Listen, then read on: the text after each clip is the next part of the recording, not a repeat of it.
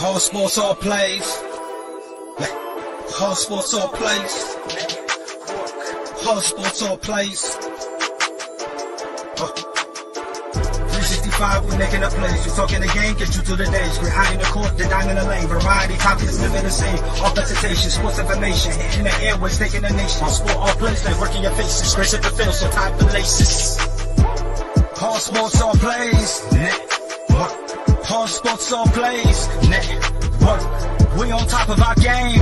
All sports, all plays. All sports, all plays.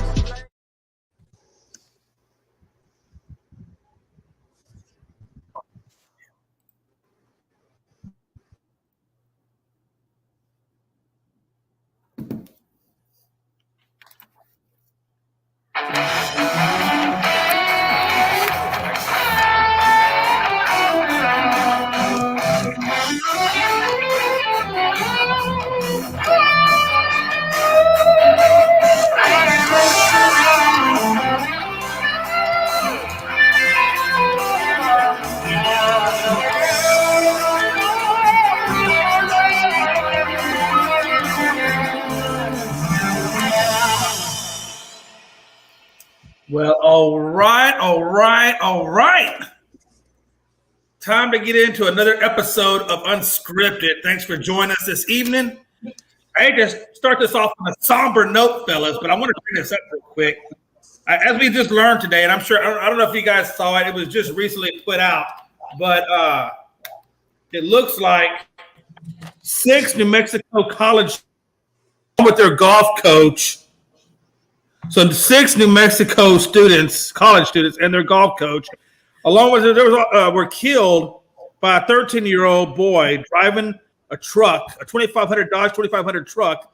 He crossed into the double yellow lines, went into the opposite flow of traffic. It was a 2-lane road, crossed over into it, and hit him head on. I think the spare tire he had on the front blew out right before the collision. Either way, they had a collision. It was a fiery. Both cars went up in flames, killed everybody on board. With the exception of 2 Canadian golfers that were in the van. They actually survived, and they're in a stable condition. But 6 golfers, 1 golfing coach, and 1 13-year-old, and I'm assuming it's his father, or at least some adult figure that was 38 years old, driving with him, all perished in this accident. They had just played they were playing in a golf tournament just outside Dallas area. And they were driving back. I guess they must have been driving to their hotel or what have you when this all happened. And at the end of the day, man, my heart goes out to my heart. And actually, one of them was one of the 6 that was killed was from Portugal. The other 5 were actually from the university or from the U.S. at their university. But the guy from Portugal, I think he was a transfer student from Portugal, attending the university, and was killed and perished. It's a sad day. My heart goes out. It's a sad. 13 years of age. Look, I understand we let people drive at young age, especially out in the rural areas and the country areas where not a whole lot goes on. They typically start them driving a little bit earlier. But at 13 years of age, it's not legal to drive in Texas. You have to be 14 to start the program and 15 to actually start physically driving with a mentor of some sort. And it's just saddens me that this guy put a kid behind the wheel of a vehicle going over 75 miles an hour on a 2-lane road at nighttime.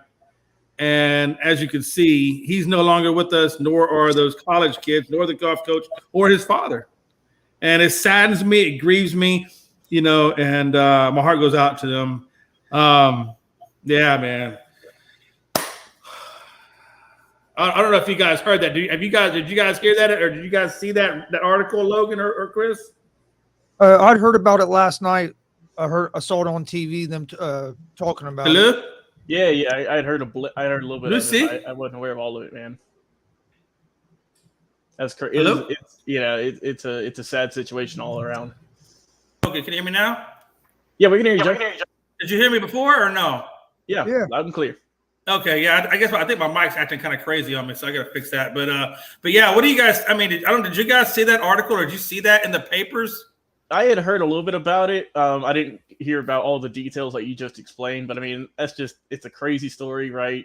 I get, wanting to drive when you're a teenager and everything. I'm not too far away, or, I'm not too far removed from driving myself. I mean, I'm 24, going on 25. So, I mean, about 10 years ago, I was like, man, I want to drive.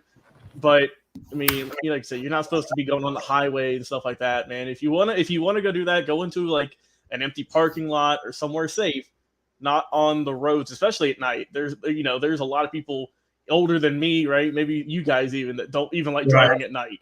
So it's just an awful situation, and it sucks to hear for all the parties involved. What about you, Chris? Yeah, I saw actually something about it last night on TV when I was watching the basketball game. Mm-hmm. And yeah, just a sad situation. Like I said, I know, like Jay said, out in like rural areas, you'll see 13, 14-year-olds drive out in the country on a farm or something.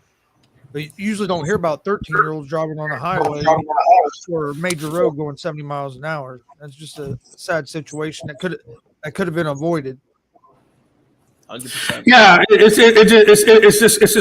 just crazy to me. And I mean, and I get it, man. Listen, I've been up in Wisconsin where they have rural areas, and I mean, there's nothing for miles and miles and miles on a road.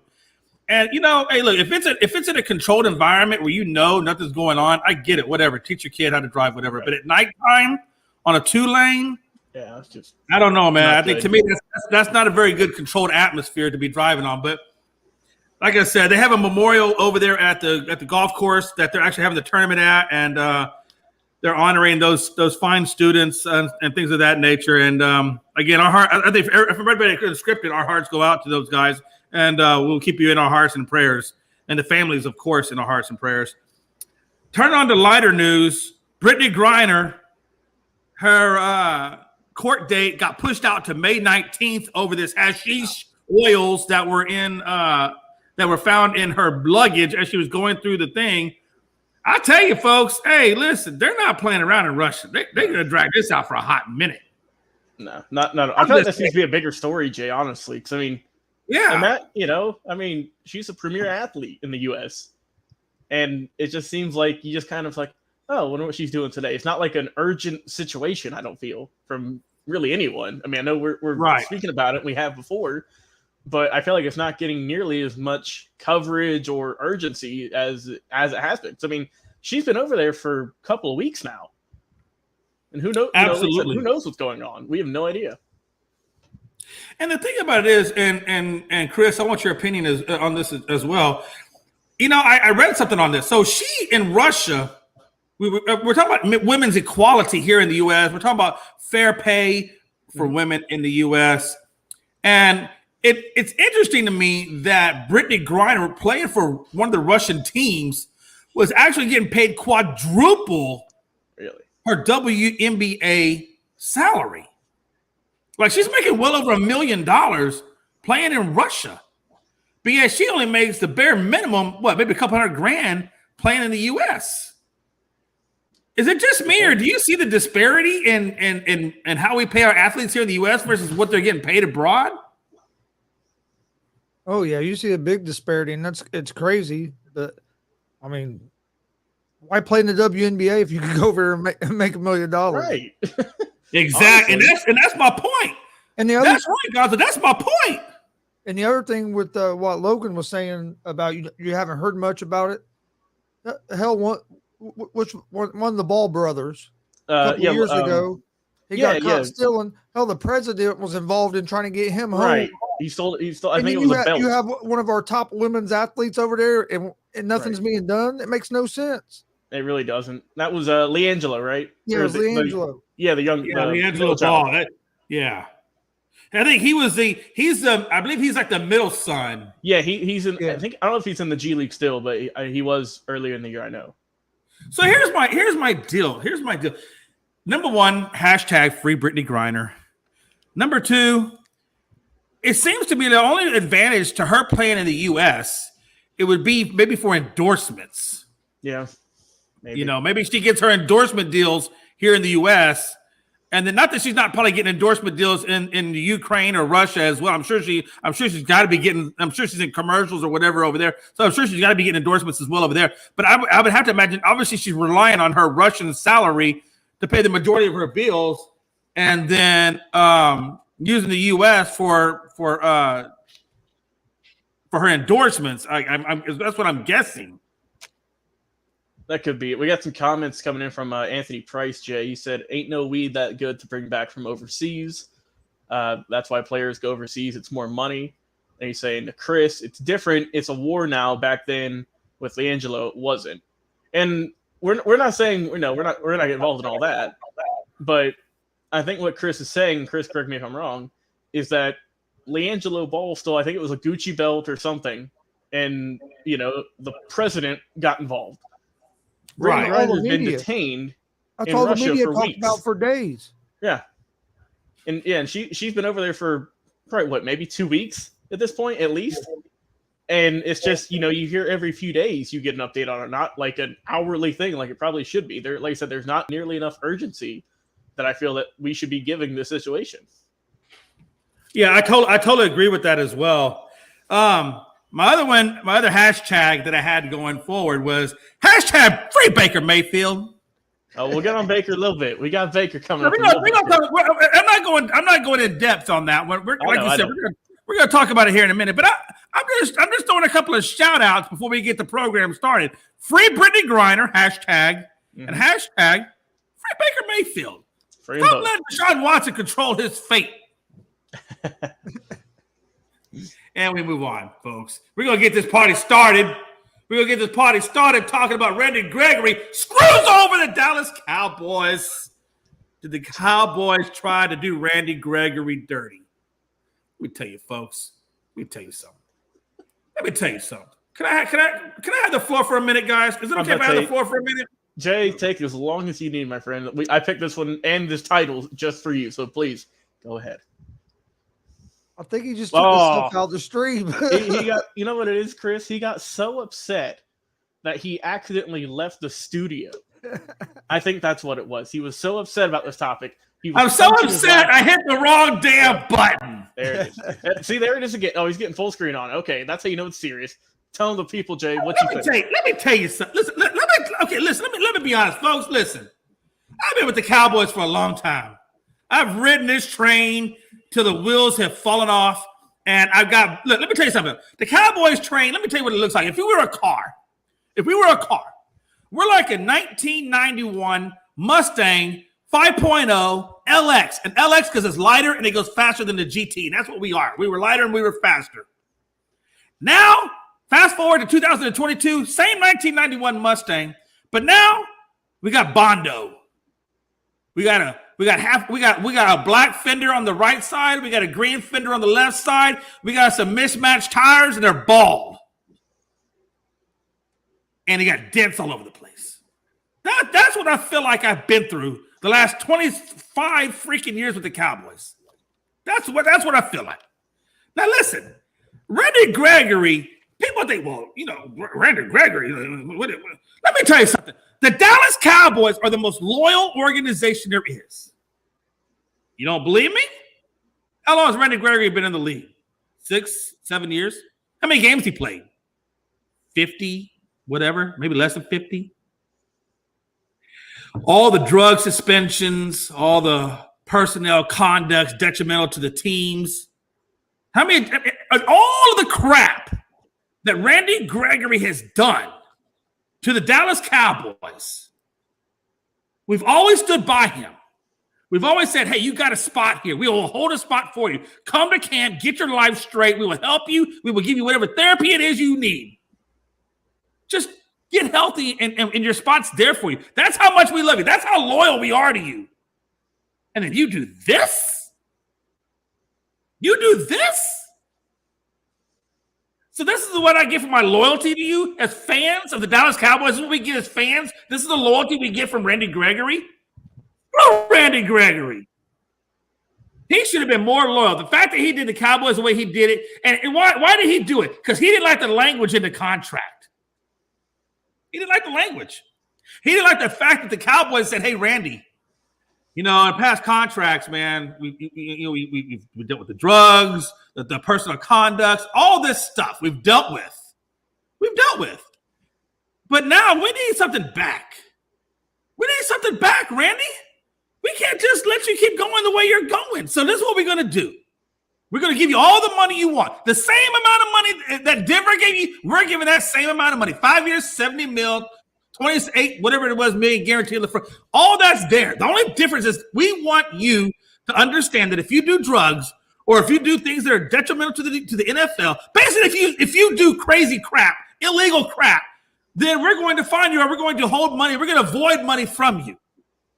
That's not too much to ask for, given your conduct in the past. Are we asking too much of you? We've been loyal. We're still paying you. We're still keeping you, even though all this.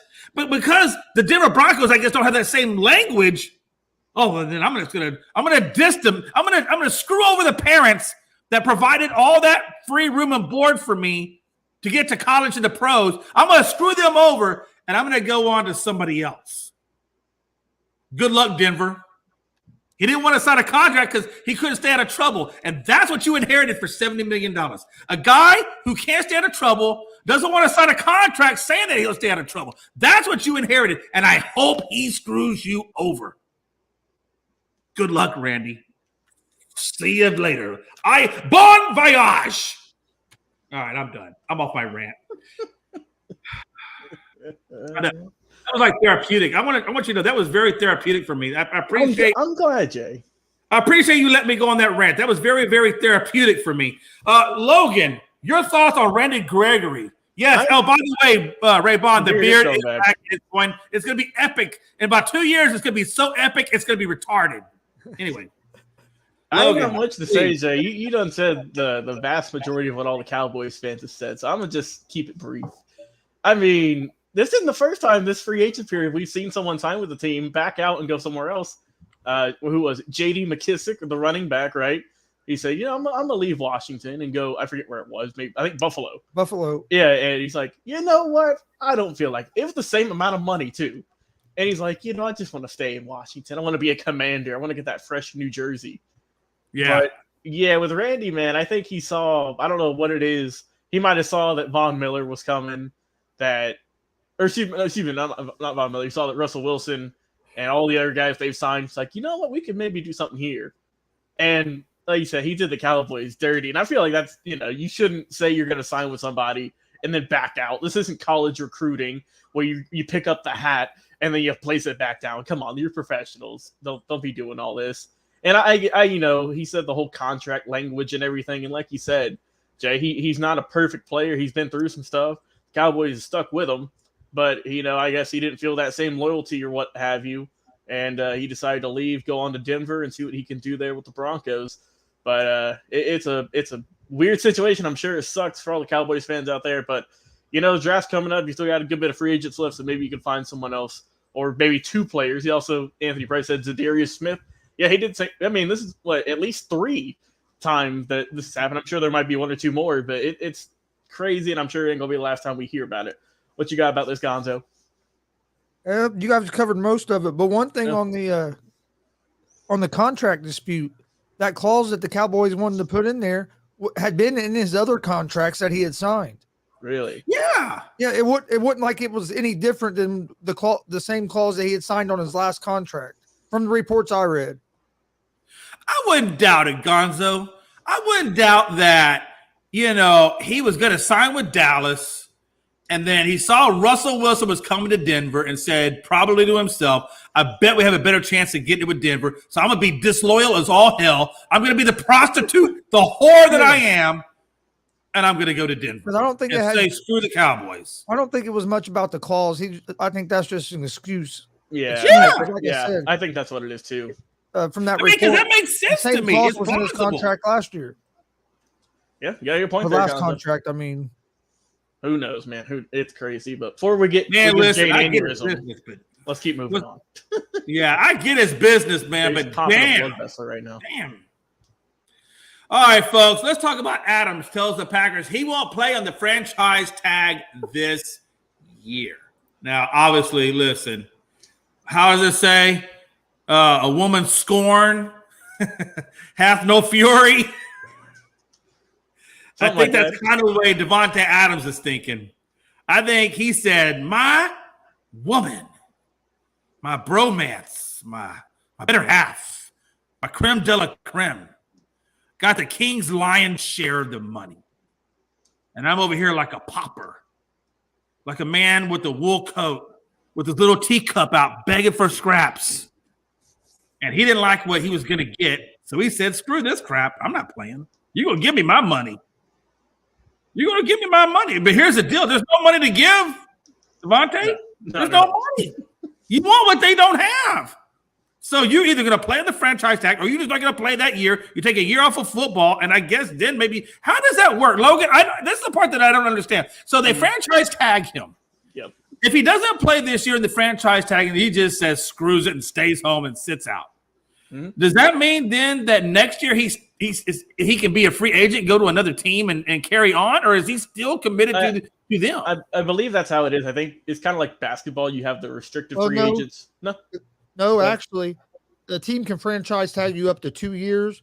And since last time he signed a deal before they franchise tagged him, if he sits out this year, if Green Bay wants to, they can franchise tag him again.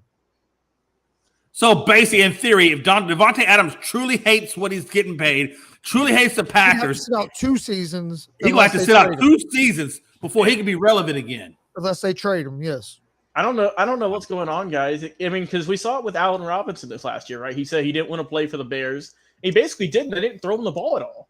I mean, we saw he just signed with the Rams, if I'm not mistaken. And I mean, he's a probably top 15, saying a good top 15 wide receiver in football.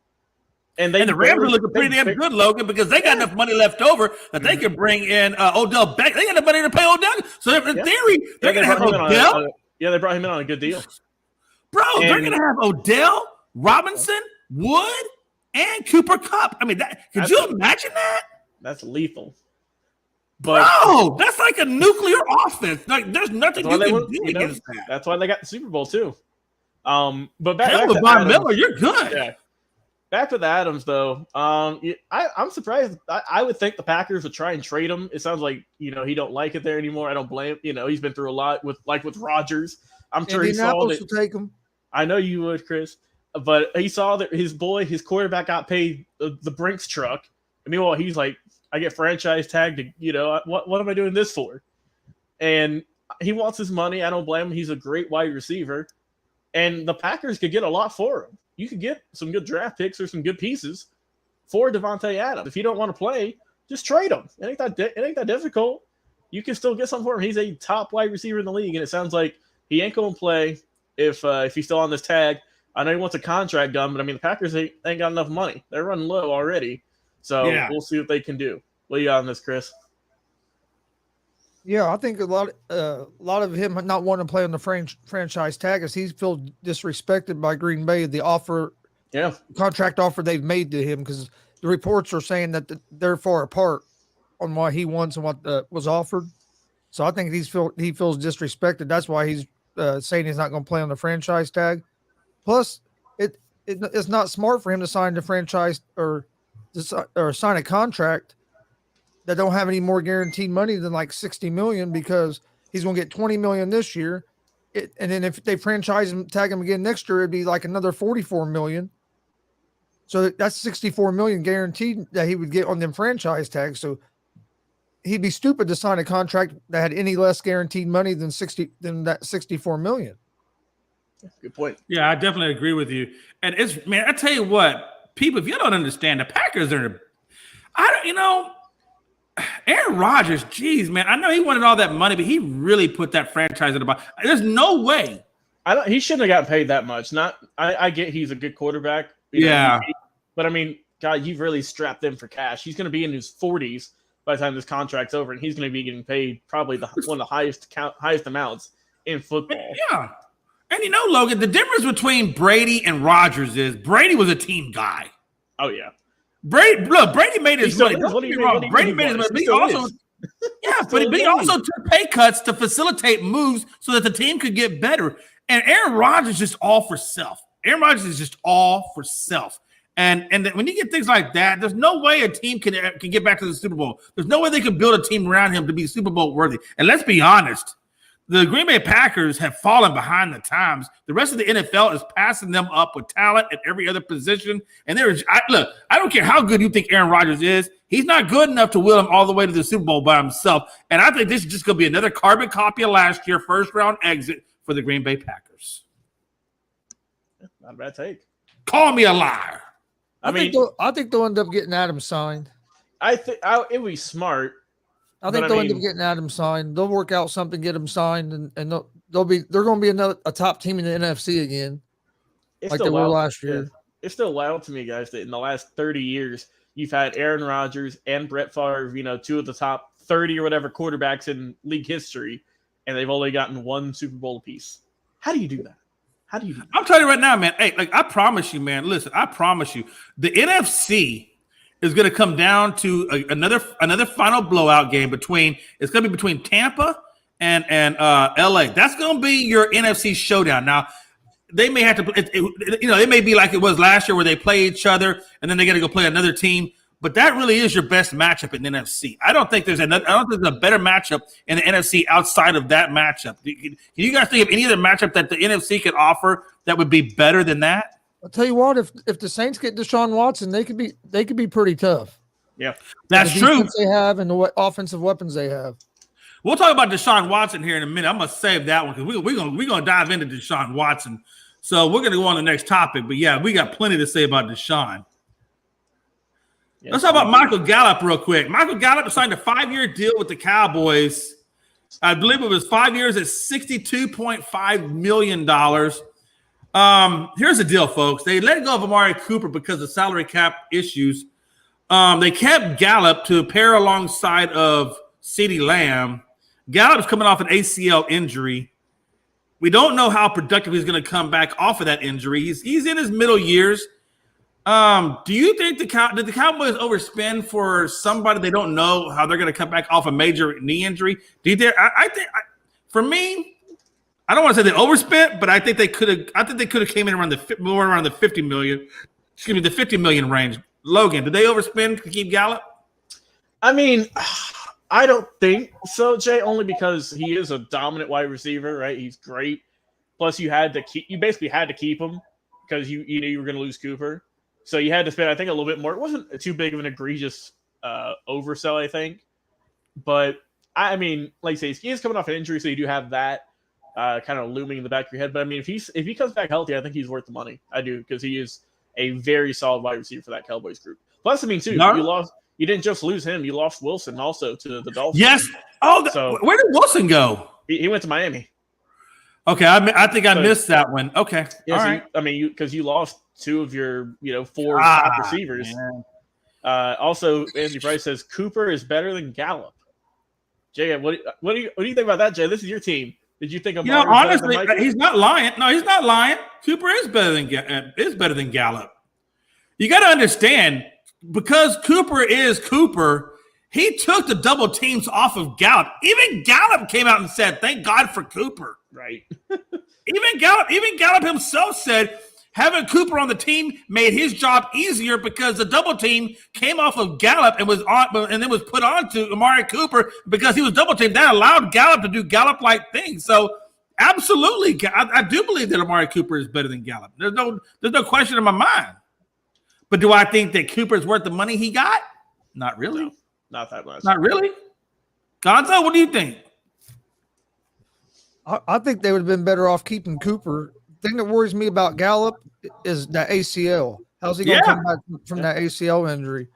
It worries me too. If he comes back in his progression like he was before the injury, I think he'll be worth the money. But you just never know how somebody's going to react after coming back from surgery like that. That's a lot of money to take on a what if, and you knew what you had in Amari Cooper. Yeah, I definitely agree with you on that. And I think that, not to switch gears off of this, but, the Bills just released Cole Beasley. I wouldn't be upset. Make a reunion, Jay.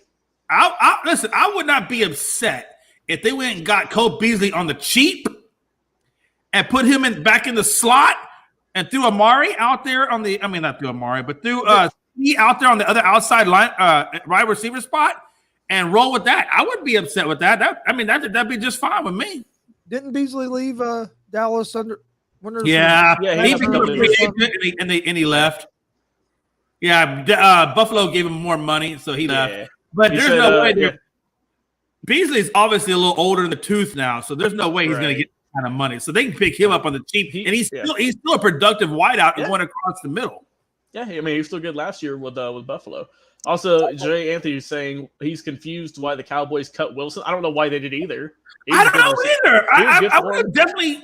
I guess they knew that he was going to get a big contract and they didn't want to pay him. That's the only reason I can think of. Because Right. I mean, let me see what he got paid in Miami. And they said, why Robinson? Why? So Cedric Wilson, let me check here. He got signed a 3-year, $22 million deal with the Dolphins. Yeah, I would give him that because Cedric Wilson was a very good, reliable. I told you wide receiver during the last year. season, Jay. I told you whenever Gallup went down, Wilson was arguably better than Cooper a little bit last year in certain games. Yeah, he filled in. Like I said, he filled in nice because Cooper was getting the double team, and it freed up Cedric Wilson for the easier passes. Yeah, that's pretty much it. I mean, I'm glad, happy the guy got his money, and see what he can do at Miami now. But I know that it just hits your receiver room pretty hard though. Now I do see CeeDee Lamb getting doubled up on like Amari was, which hopefully will then free up Gallup to get his catches. That's my hope. And then whoever else y'all get in exactly in the draft, he said hashtag Jerry Jones almost got Cole Beasley. Ooh, he said Adams. Wait, what? Hold on. This breaking news here. I was going to say, I haven't seen that yet. Hold on. Oh, he is right. Devontae Adams is being traded to the Raiders per Adam Schefter. Reunited with Derek Carr. Boy, am I happy now. Thank you, Damian Hernandez. Oh. Devontae Adams. Hold on a minute. Hold on. Before we get into this train and we go down this rabbit hole, I just want to address Anthony Price. Anthony Price, I know you're a Washington fan, and I know you're glad to see the Cowboys losing some key pieces. So I know this makes you happy, Anthony Price. I know this makes you happy. And I hope in the morning, before you go to work, and you have that bowl of Cheerios, I hope you choke on one of those Cheerios. Hey, Jay, I hate to say this, but I think Washington's going to give Dallas a run for their money in that NFC. Gonzo, we're not speaking that into existence, Gonzo. Gonzo, you're supposed to be my friend. You're supposed to be my friend. We're not speaking that into existence. Logan. Yes, sir. Logan. I'm here, Jay. I hear you. What's up? How you feel about Adams going to the Raiders? I feel good. I wonder what we gave up, though. Probably that first-round draft pick. It don't matter what you gave up. You're getting Devontae Adams. Yeah. I'm trying to. That's why I'm checking my phone. I'm trying to see what if. How do you think Aaron Rodgers feels? He's probably. Let me tell you how this plays out, folks. This is a domino effect. It's a domino effect between three people: Devontae, Aaron Rodgers, and Hackett. And it goes something like this: Aaron Rodgers sees that Devontae Adams is going to the Raiders, and his first reaction is, "No! No!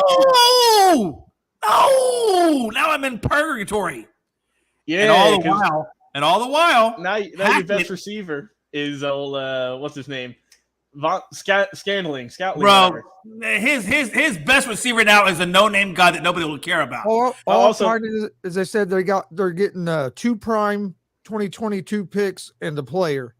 But that's all the information I'm finding so far. But hey, hold on a minute. Let me finish this soliloquy. We got go ahead. Soliloquy out. Hackett's in the background saying, Rodgers, I told you to come to Denver. So I found here, guys. I found the deal, and also I forgot that Adams and Carr went to the same college together. Yeah. So that they got some chemistry. So already, Devontae Adams got his money, Jay. A 5-year, $141 million contract. Woo! He got that money. And the Raiders. Now, let me ask you a question. The Raiders have been cutting people, and they've been cutting people a lot, trading a lot of people. Plus, they got Chandler Jones the other day. But see, let me ask you a question now. So that means, because we talked about this recently about the franchise tag, and could they sign people off the franchise tag, another team per se? So that means that Green Bay had to sign a tender with him in order for him to be traded to the Raiders. Am I right? Oh. Because he couldn't just leave off the franchise tag because he's franchise tagged. Am I right or wrong on that? I think you're right. I think he had to sign, and then they probably told him they agreed to trade him. He probably had to sign, and then they traded him. I'm pretty sure you're right on that, Jay. Right. So he probably signed that tender and then got traded off that tender and then got his big cash payday. Yeah. So also there's a quote from Derek Carr last year. He said, talking about Adams whenever he was going to be a free agent, if he was going to be, he said, quote, I'm going to go full court press the guy when he's a free agent. There's no doubt I'll buy him a car, whatever I got to do. He'd fit so well here. Well, bro, are you kidding me? Carr just lost Ruggs, his number one whiteout. You got a lot better. I was gonna say he just got a lot better than what Ruggs is. Woo. Bro, I feel good, man. I feel real good because you got Carr, you got Jacobs in the backfield, you got Waller. It's looking pretty nice, bro. Derek Carr saying, "Hell yes, let's roll it. Let's go, folks. Let's go." We got Max Crosby under contract. Yeah, we just picked up Devontae Adams. I'm ready to go. There you go. Oh, my bad. And I got Waller too. So I got Waller, I got Jacobs, and I got Devontae Adams. Oh, I'm ready. Let's get this party started. Sorry, I was watching the IU game. I got excited. Hey, it's also thank you, Frankie, for putting it in there under Unscripted, I believe. So thanks, buddy. All right, shouldn't you be at work? Shouldn't you be working right now for the man? I don't know it. Hey, listen. Hey, Frankie does Frankie things. Frankie's controlling Frankie. By the way, folks, current score: Kentucky, St. Peter's. Kentucky's at 24, St. Peter's 22 with 8:07 left to play in the first. And we move on to the next topic. Man, Logan, I know you happy as hell. Jay, that made my night, Jay. That made my St. Patrick's Day right there. Jeez, man. You know, if I didn't know any better, I almost thought that was April Fool's Day. I thought it was because whenever I saw thanks David Hernandez for giving us that information. I saw that. Thanks for that. I thought it was twice to make sure I didn't misread it. I was like, wait a minute. Let's say I'm like, all right, what other Adams is in the league right now? But that was Jay. That's perfect timing right there. We had the topic on the screen. Couldn't get much better, brother. Good job. No, I really couldn't. Let's talk about Fernando Tatis. Could miss up to 3 months with a broken wrist. Fernando Tatis Jr. has a fractured wrist. AJ Preller says up to 3 months of recovery time. So for the Padres, that's a big blow. That's a big blow. So as we get this season started, which we already got, by the way, we already got spring training started. I think was it today that spring training started? I believe it was. Today. Yes, sir. So spring training got underway today, and he's going to miss 3 months. So that puts him at, was it March to April to May? That puts him in June. He comes back to the Padres at some point in June. Do you think, Logan, that he's going to be out 3 months? How do you think this is going to affect the Padres in terms of their positioning in the standings going forward? It's going to hurt them, Jay. This is their best player. This is your star player you paid a bunch of money to. And I hate to say it, Jay, but he's proven that he's not the most, safest player in the world. He gets hurt a decent amount. I mean, he was out last year, right, when he swung through too much and hurt his shoulder, I believe. I mean, he had a couple of small injuries, and this one wasn't even a baseball activity. He was on a motorcycle, and he got hurt. So, I mean, this was something that definitely could have been prevented. I mean, I get the accidents happen and everything, but I mean, how many times have we seen players? Doesn't matter if it's baseball, basketball, whatever, any sport. You're on a motorcycle and you break a leg, you break whatever it is, right? We've seen that count. We see it pretty much every off season.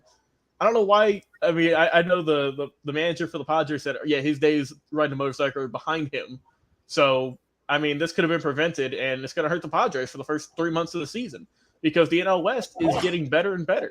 I mean, the Giants won the division last year. The Dodgers are stacked to the gills now. The Rockies just got Chris Bryant. And, the Padres were let down last year. Let's not forget. They were supposed to be the team with the 100-plus wins. They were supposed to be the ones winning that division, and they were in third place. So this is definitely not going to help them out. It sucks that we're going to miss Tatis even more because whenever he is on the field, he's probably one of the best players in the league. But, I mean, this could have been prevented, and it's going to hurt their standings first couple of months. So there's no doubt about that. Gonzo. Yeah, this is making probably hundreds of millions of dollars. Oh, yeah, he's got one of the highest paid contracts. Right now. Watch this. He's making more money than probably all of Hinesville together. Every person in Hinesville, that's probably like several 100,000 because of the military. You take several 100,000 people, add up all their paychecks, Jay, and probably didn't even come up with one paycheck that Tatis is getting. He's getting paid for 14 years. Take a guess how much millions of dollars. I think he's getting around what, 500 mil? Half 500 mil? No. 340. Okay, I'm sorry, my bad. That's a lesser number. I guess that's the Walmart. I guess that's the Walmart price. That's the blue line special at Kmart. I don't care. $340 freaking million. And that's more than that. Okay, Gonzo, my question is this. You're getting paid $340 freaking million. Is it really smart to get on a freaking motorcycle when you're worth that much money, given the inherent risk of all of that? And let me ask you this, and let me say this real quick before you go, Gonzo. There's got to be, look, let me tell you something. Every insurance company, everybody that insures players, they have a risk management person. Mm-hmm. And they come out and they say, hey, Tatis, you're worth about $340 million. I don't recommend that you get a motorcycle. It's too risky. Here's all the things that can go wrong. These are all the reasons why we don't think we can insure you, because your lifestyle is too risky. That's what they have. The insurance companies had that guy. And I got to think at some point that guy had to have a conversation with Tatis saying, hey, motorcycle is not in your best interest. Anyway, Gonzo, is it a dumb idea for a man making $340 million to get a damn motorcycle and go for a ride? Yes. Wait till you're done playing. Wait till you're retired, done playing baseball. And he probably cost himself some money, because I'm sure it was in the contract somewhere that if you got hurt off the field or doing certain things, that some of your money got voided. So it might have cost himself some money. But not only that, not only is this going to hurt the Padres, because in the division they're in, they can't be a team like, for instance, the Washington Nationals a few years ago, who was the worst team in baseball the first half of the season. Mm-hmm. And then after All-Star break, went on a run and won the World Series. No, you got to be consistent throughout. Padres don't have that luxury in the division they're in because of the Giants and the Dodgers. So this is really going to hurt them. And not only the Padres, it's going to hurt baseball for the opening first 3 months, because he's one of the few players that the younger generation of baseball fans know. He's a big fan favorite, especially for the younger fans. So this is a blow for the Padres and a blow for Major League Baseball. No doubt. Oh, absolutely.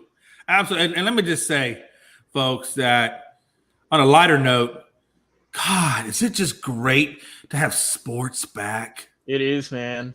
I mean, honestly, it's great. We got basketball. We got football. We got baseball coming up. I mean, what a time to be alive. It's back, Jay. The world's opening back up again. It's nice to see after we were all in a hole for 2 years. It's nice to see you, brother.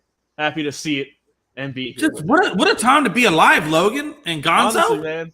And we got freaking wrestling. What a time to be alive. We got WrestleMania. Well, yeah, WrestleMania, folks. WrestleMania April in about 2nd, 3 April weeks. 3rd. Be here. April 2nd, April 3rd. Be here for Unscripted. Gonzo is going to teach us, or he's going to teach me, all about wrestling while WrestleMania is going on. Jay, also, we're getting the return of Frankie C. for those. And Frankie C. will be back. He has said he is coming back for those shows, one night only, or 2 nights, just depends. And he'll be. Okay, fast rundown. Michigan beat Colorado State. Memphis beat Boise State. Baylor overtook Norfolk. Richmond stunned number 5 Iowa. Providence beat South Dakota State. Tennessee beat Longwood. And Gonzaga over Georgia State. North Carolina routed Marquette. Mm-hmm. And as it stands right now, Kentucky is 26, St. Peter's 23. I will tell you this, folks. Baylor has a 7% chance to make the title game and win it. Providence doesn't make it out of the top 32. I'm upset Georgia State didn't pull it off, Jay. Hey, watch this. Gonzaga's got a 23% chance to win the title. Texas has an 18% chance to get to the Sweet 16. Virginia Tech has a 32% chance to reach the 32. Purdue has a 17% chance to reach the Final Four. Murray State has a 12% chance to reach the Sweet 16. San Francisco has a 45% chance to reach the top 32. Kentucky's got a 32% chance to reach the Final Four. St. Peter's, given today, we'll see how that goes. Right now, they got a 5% chance to reach the top 32, and it's looking halfway decent that 5% may hold true. Arizona's got an 8% chance to win the title. Seton Hall has a 49% chance to reach the 32. TCU has a 52% chance to reach the 32. Houston has a 10% chance to win the title. UAB has a 14% chance to reach the final 32. Illinois has 28% chance to reach the final or Sweet 16. Chattanooga's got a 22% chance to reach the 32. Ohio State has a 52% chance to reach the 32. And last but not least, Loyola has a 48% chance to reach the final 32. Logan, your thoughts on after that, Jerry G sound like an auctioneer just raffling off stuff. But yeah, March is here, man. Like you say, you mentioned that one upset with Richmond, right? I'm sorry. By the way, I went out of order. I apologize, Logan. I went out of order. It's all right. We'll roll back and get it. Yeah. So I mean, it's been crazy, man. Like I said, this is the first actual day of March Madness. And we got a lot of good games coming up this weekend. Like I said, we'll keep this March Madness recap topic in here throughout the whole tournament. So that's always something we're going to be looking forward to each and every show. Just recap what's going on, man. But, hey, we've had some good games today, and they're still not over. Logan, I'm from H-Town. We got a 10% chance to win the title. That's not bad, Jay. That is not bad. Might want to start putting your money down now because if they make it to the title game, I guarantee they'll be an underdog. And Houston, I think they might surprise us this year. I'm just going to put that out there. I'm just trying to tell you, I think Houston is going to be that dark horse that surprises us this year and wins the title. I'm going to put that out. Gonzo, your thoughts on March Madness? Oh, man, there's been some crazy games today.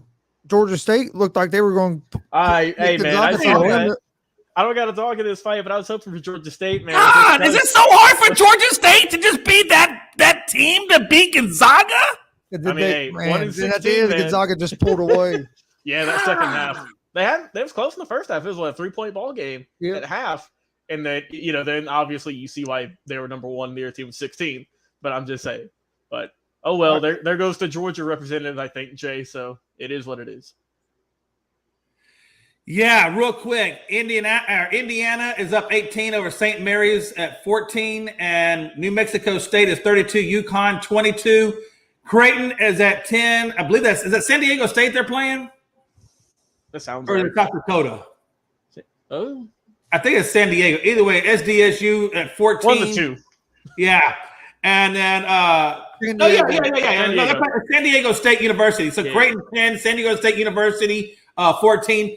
And then Memphis beat Boise 64-50, whatever. Hey, also, Jay, there was a comment up there by Damian Hernandez said the Colts are looking to trade for Matt Ryan. What did I say in the opening, Jay?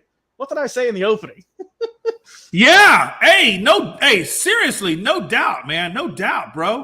I guess Matt Ryan's about the best option out there. I mean, honestly, because like I said, as much flack as he gets, Chris, he's not a bad quarterback. It's not like he's 45. Yeah, he's not terrible. He's a good veteran quarterback who you could have on your team for a season or two before you get something in the draft. That's all.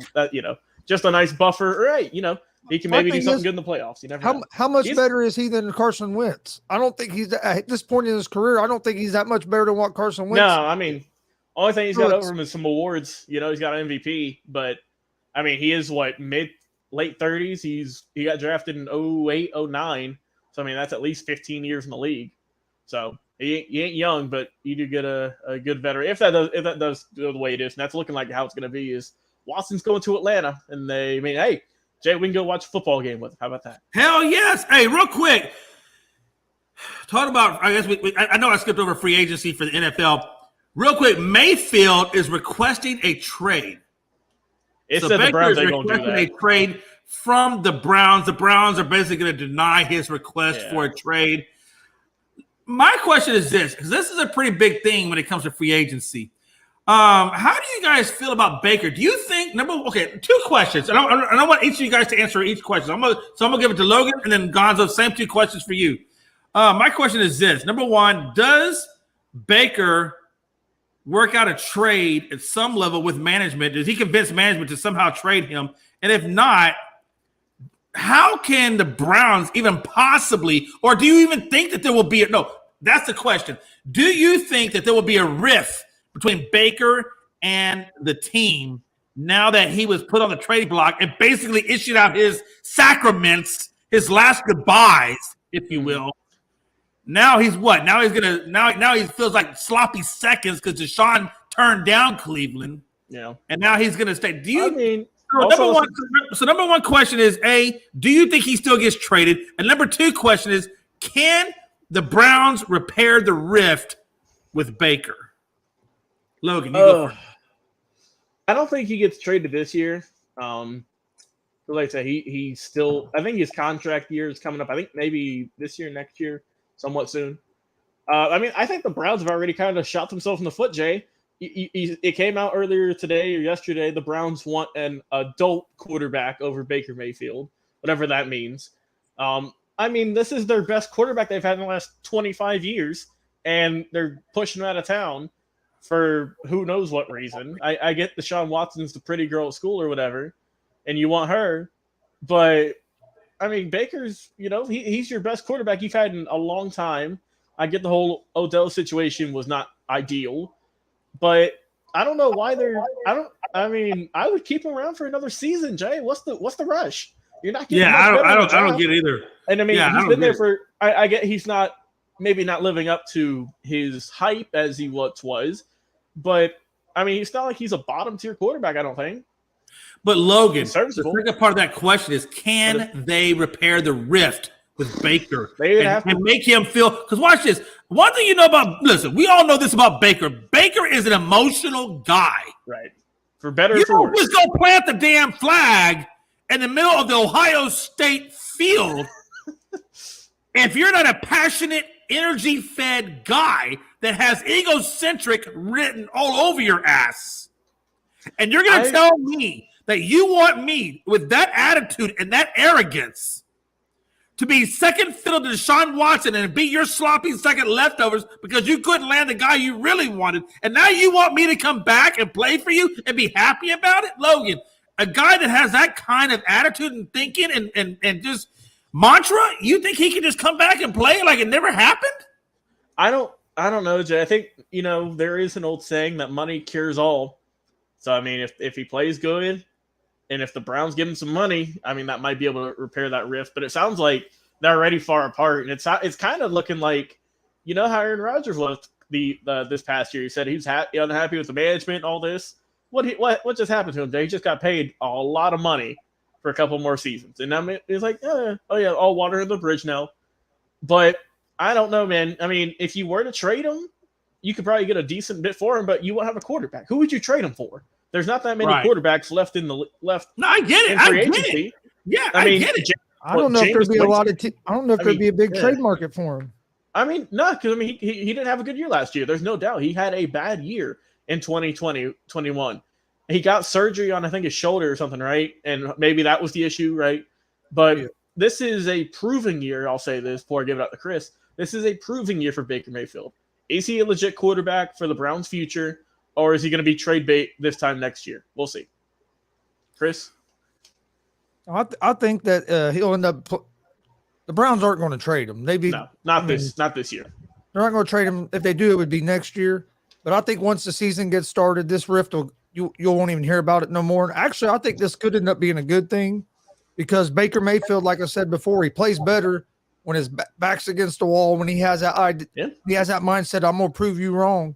So him trying to prove the management wrong, that they were wrong to go after Deshaun Watson when they had him, that might be something that sets a fire under Baker. But Baker's kind of being soft here as well, too. Yeah. It's business. Hey, sorry, but Deshaun Watson's a lot better quarterback than Baker Mayfield. And if you can get Deshaun Watson, I'd get rid of Baker too. That's just part of business. You can't take it personal. And he took it personal, as you said, Jay, with his goodbye letter to Cleveland this morning. Right. Yeah, that was a little bit off. But I think once they get back in the training camp and football operations, I think this will disappear, and you probably won't even hear much more about it. And if he has a good season, then the Browns will even have to give more money because he's going to hold this against them. When's the last time? I'm curious. When's the last time the Browns drafted a quarterback and they gave him that second contract? I'm curious. I don't think it's ever. It hasn't happened in a long time. I probably wasn't even alive. Because Manziel clearly didn't get it. Nah, man, there's Brady Quinn clearly didn't get it. Part of the problem is Baker was overdrafted. He shouldn't have been the number one pick. In the Of course he was overdrafted. He wasn't worth number one. No, but he was. I guess the Browns need a quarterback though, so they had to kind of reach for him. Here's the deal. What was that? The 2016-17 draft? Maybe 18. Yeah. So Damian Hernandez. 18, man. Damian Hernandez comes out and says, that the Colts are going to be bringing in Matt Ryan as their quarterback. And it does make sense, Damian, that they would do that because, like we said earlier, between the three-team trade. Yeah, exactly. No, hey, Gonzo, I'm not stealing your thunder. Gonzo reported Logan said it first. Yeah, come on. Oh, Jay. Logan. Yeah, okay. So, you're right. Logan, that's what I'm saying. So, Logan, I'm giving you all the due props, man. Look, hey, listen. I can't undercut Logan because he will beat me up outside of this, man. Logan is a very big guy. He's strong. He's muscular. He's much younger than I am. He's better looking. He'll beat me up. Listen, you're right about all those, Jay. I'm just saying. I know you are. Listen, I know when I'm outmatched. Okay, I know when I'm outmatched. Listen, so at the same time, okay, so. Yeah, obviously, if Matt Ryan does go to Indianapolis as a three-team trade, that means Houston's going to be getting all the picks, and Deshaun Watson's going to Atlanta. So, absolutely, Gonzo, question: how do you feel? How does it make you feel getting Matt Ryan as your quarterback after you just gave up Phillip Rivers? Watch this. You went to Phillip Rivers, Carson Wentz, and now Matt Ryan. How does that make you feel in terms of your ability to be relevant in the NFL? Well, in one instant, I'm not happy just because we're getting another quarterback for 5 straight seasons. Yeah. But with the options that were out there, Matt Ryan's actually better than what I thought we was going to get. I was figure we might end up with Mariota or some of these other guys that had a chance to start that are now backups. But my only thing about Matt Ryan, it's not going to – I mean, he can still play, I think. But unless the Colts get a receiving core to help him out, exactly. I don't think they're going to be that much better. We have a good defense, but we need some weapons on the outside. You got a solid O-line too. But yep. So I mean, if we can get a receiver to help him out, I think the Colts will be all right because Ryan can. I mean, he can throw the ball, especially with the offensive line. He's going to have a better offensive line than he's had in Atlanta. Yeah, in a long time. Why didn't the Colts put their name in the hat for Devontae? I don't know. I'd heard a rumor that he might end up with the Colts, so they might have, and maybe the Raiders had more to offer. Yeah. Well, I mean, do you think the fact that you haven't solidified a starting quarterback probably didn't look good enough to Devontae as well? That might have been. Yeah. Damian said the Colts should bring back Jacoby Brissett. In his opinion, where is he? No, hell no. He got released by Miami, I think. So he's already. Watch this, Gonzo. I'm not saying I'm speaking for you, but I think I can speak for you in saying hell no to Brissett coming back. Oh no, you can't bring Brissett back. You bring Brissett back, the Colts. The Colts fan base is going to go nuts if you bring Brissett back. Brissett a couple of years ago and only gave him 1 season. That's true. Wait, hold on. So you're saying the Colts fan base actually likes Brissett? No, I'm saying the fan base would go crazy if they brought him back. They'd be mad. In a bad way. They might turn on the Colts. They'll get the pitchforks ready, Jay. He said, well, yeah, let me ask you that. Do you think that's true what Anthony Price is saying? He's saying that Aaron Rodgers negotiated his contract. Sure. He knew Devontae Adams would never play for that. So do you think when he was negotiating his contract, he knew that Devontae wasn't going to come back? I would think so.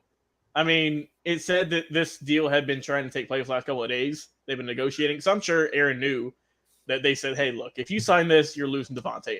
And we said this from the beginning, that you can't have both of them. It's going to be tough. Well, wait a minute, Logan. Wait a minute.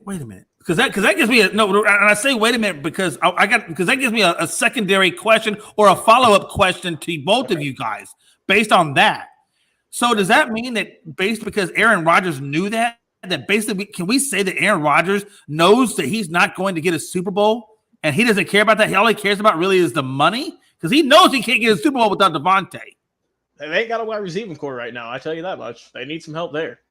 So he's got to know. He's got to know. So that means Aaron Rodgers is not a true competitor. Because if you're a true competitor, you're going to do everything with the right weapons in place to throw to. Yeah. Am I right? Am I wrong? No, I mean, that's not a bad theory. It really isn't. I mean, this is a huge contract for a guy in his late 30s. He's going to be 40s when he's over. He said Kobe was doing good with the Colts. He was before he got hurt. Yeah, and then also another follow-up question for you, Chris, from Anthony said, can you see Jameis Winston playing for the Colts? That wouldn't be a bad option. That's actually who I was hoping they would get would be Winston out of the guys available, because he was playing good last year for the Saints before he got hurt. Because I would rather see Winston play for the Colts. I think Winston would definitely do much better for you guys. The problem is this: if Winston and Ryan. If what they're saying is true, though, that Watson is in a 3-team trade or a possible 3-team trade with Atlanta and Colts, that means you're getting Matt Ryan. We already know that. So that would put you out of the Winston talks. And you know what I'm saying? I can't imagine why that would be any different. Because where else would Matt Ryan go? I would rather have Winston than Matt Ryan. Oh, absolutely. I would rather have Winston than Matt Ryan as well, because he's mobile and he has a good arm. Yeah. And he's young. And you can get him cheap. People forget 2 seasons ago, Winston threw 30 touchdowns in the NFL. Yep. He threw 32 interceptions, but he also threw 30 touchdowns. It's not easy to throw 30 touchdowns in the NFL. Also, no, it's not. It's not. And that's the thing with Anthony. That was the thing back in the day. When he was a gunslinger, he just didn't give a damn. He just threw the ball, and if it made it there, it made it there. If it didn't, it didn't. And 50% of the time, it made it there. And 50% of the time, it didn't. And that's what you got with Jameis Winston. But I think and I feel that Sean Payton has dramatically improved Winston's thinking ability. And I think he's got Winston on the right path now. And I think Winston is going to be a very good quarterback in the league. Matter of fact, I'm going to put this out there. Winston, whoever signs him, or whoever keeps him, is going to be a significant quarterback in the near future, because he has the tools. And I believe that Sean Payton has converted him and got him on the right path of righteousness. So watch out for Jameis Winston. That dude has got some serious he's coming up somewhere. He said they have Randall. He said the Packers have Randall Cobb. Do y'all really think are they going to struggle with that? Randall Cobb. If this was 2012, I would have said, "Oh yeah, they're fine." Yeah, this isn't prime Randall Cobb. This is Randall Cobb trying to get another ring. No. Let me just say, I will not allow this, Logan Gonzo. I will not allow this. We are not going to entertain. Former Cowboy Randall Cobb. Who could ever forget those days, Jay? Hey, Logan Gonzo. I'm not going to allow you guys to lower the IQ to answer that question. I'm not going to allow it to happen. Damien, I love you. Damien, love you, buddy. Appreciate you. Every day I appreciate you.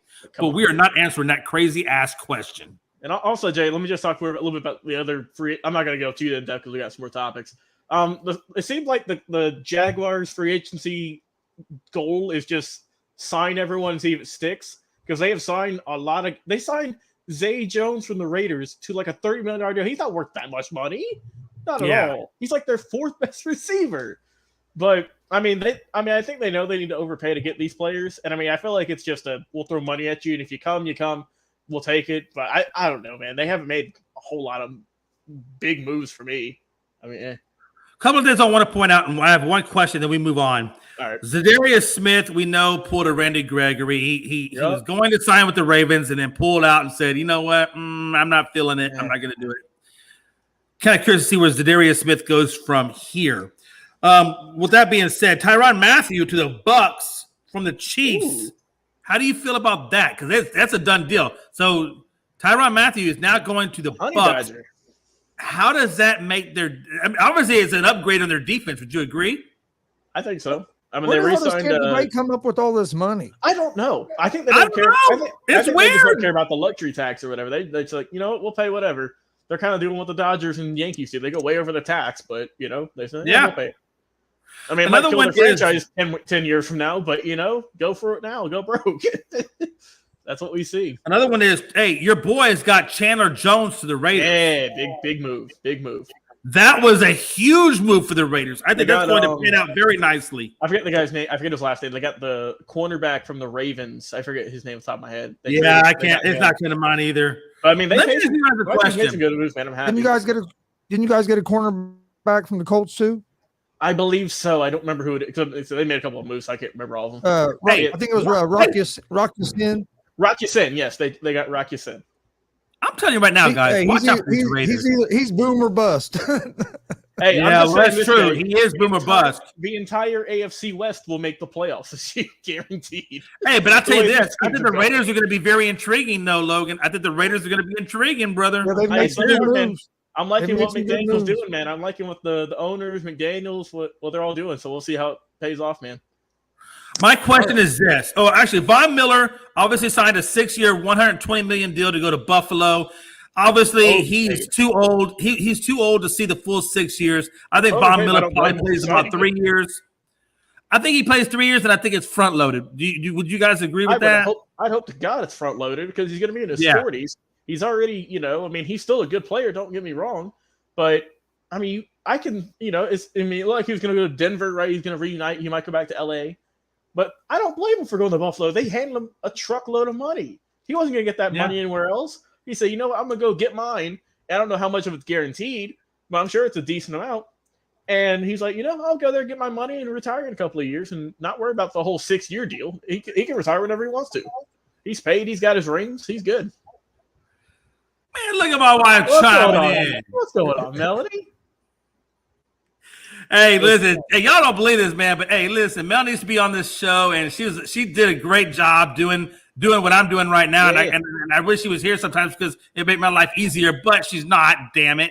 But we love Mel. Mel's a big supporter of this show, and listen, she's an educator, and she's doing good things.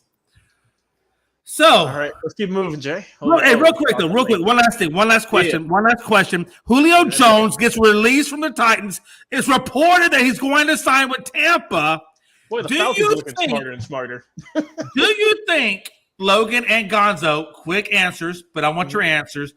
Does Julio Jones' career get resurrected with Tom Brady, Logan? Nah, because I don't think he'll be that. If he goes to Tampa, he'll be like the number 3 receiver, honestly. Because, he's older, obviously, but you've got Adams. They just signed Godwin to a big deal.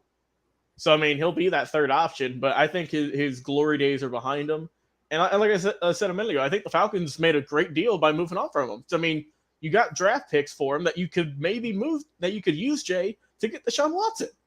Right. I'm just saying, he missed the vast majority of the year last year with injuries. And, he didn't do really much on the field. I think he had under 500 yards. So, it is what it is. Also, he's okay. Now Adams gone to the Packers or go to the Raiders. Julio Jones or Juju. I thought Juju had a couple of years left on his contract. Or am I just crazy? Juju's still with their Steelers. He ain't going okay. It wouldn't be a bad fit. He could maybe sign a cheap deal for Green Bay. Honestly, that wouldn't be a bad move. I'd be cool with that. He said Jones is just chasing a ring. Aren't we all, though? To be honest, though, Anthony Bryce isn't everyone chasing a ring. Gonzo, my question for you, sir, is does Tom Brady resurrect Julio Jones' career, or is it just going to be whatever? I think it's just going to be whatever, like it was in Tennessee, just for the fact that Julio Jones can't stay healthy. If he could stay healthy, we've seen what he can do, but his body's just, I don't know if it's just broken down from the years of playing, or he just keeps getting little injuries where he can't play. And because I thought he was going to go to Tennessee and have a good year, and really you didn't hear much from him at all. But it was due to injuries, and unfortunately, I think that's going to be the same problem in Tampa Bay. And that's a shame because you know what? Honestly, I really enjoy watching Julio Jones play. Oh, he's a great player. It's just I just feel like he wasted so much of his career in Atlanta. He did have the one Super Bowl run, but man, bro, I think he could have done something somewhere else a lot quicker. You know what I mean? And and Logan, I know you're not an Atlanta Falcons fan.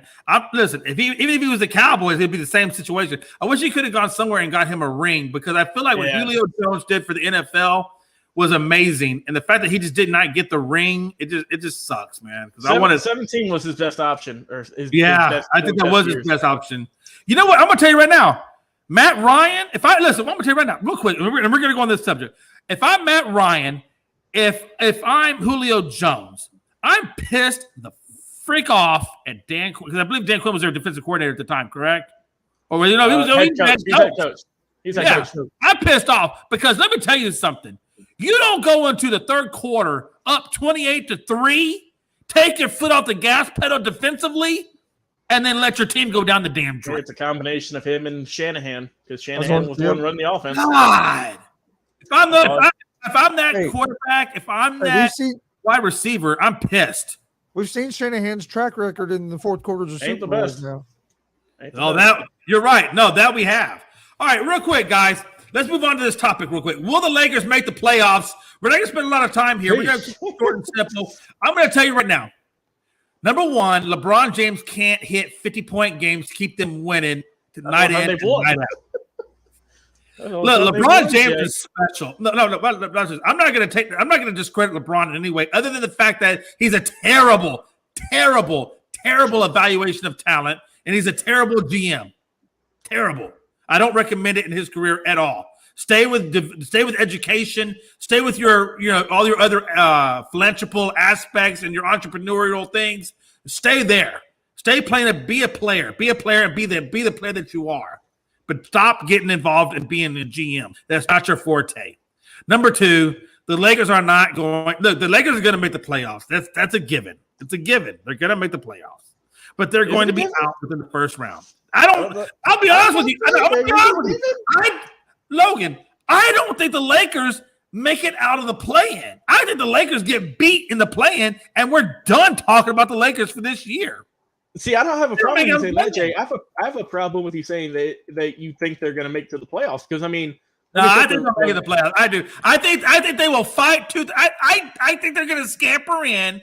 It's going to be on their heels, but I think they scamper into the playoffs. But I don't think they make it out of the. I think they lose in the play-in is where I think their season ends. So with about maybe 12 games left, give or take, in the season, there's only about 5 teams in the running for the 9 and 10 spots, right? Because the Lakers are about 6 or 7 games behind the Clippers for the 8th seed.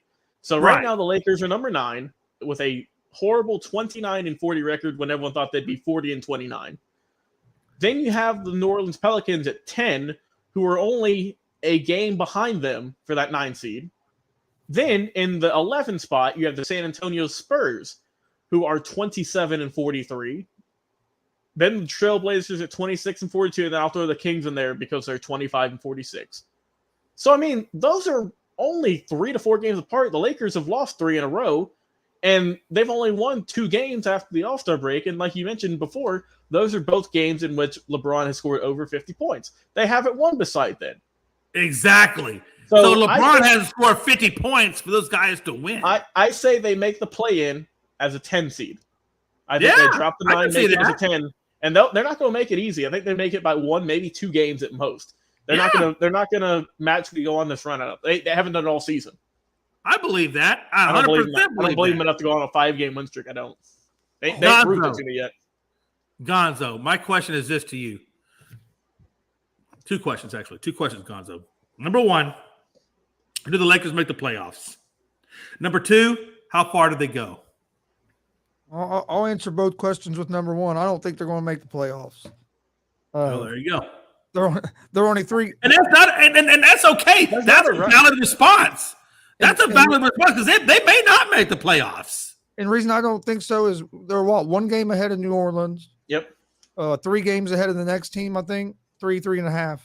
Right. Yeah. And then LeBron James is questionable for tomorrow night's game with his knee. LeBron don't play tomorrow. Davis is already out. That could be another loss. I mean, and they looked bad against Minnesota the other night.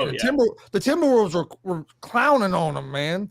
I mean, shout out to the Timberwolves for having a pretty good season, though. Let me say that, and you guys correct me if I'm wrong. Now I'm going to go far left with this comment. I'm going to go far left. Gonzo. I'm telling you right now, I'm going far left. When I say, I'm curious, Jay. What do you got? Is it just me, or does this team of NBA legends, are they playing like a rebuild? Pretty much. I mean, it's LeBron, who's old, carrying the team on his back, with street clothes Davis just chilling. Russell Westbrook's dropped his trade value down to that of a rock. He's just chilling. He just has uniform on. I'm about to say, Russell Westbrook's that 13th down the bench right now that just gets the uniform.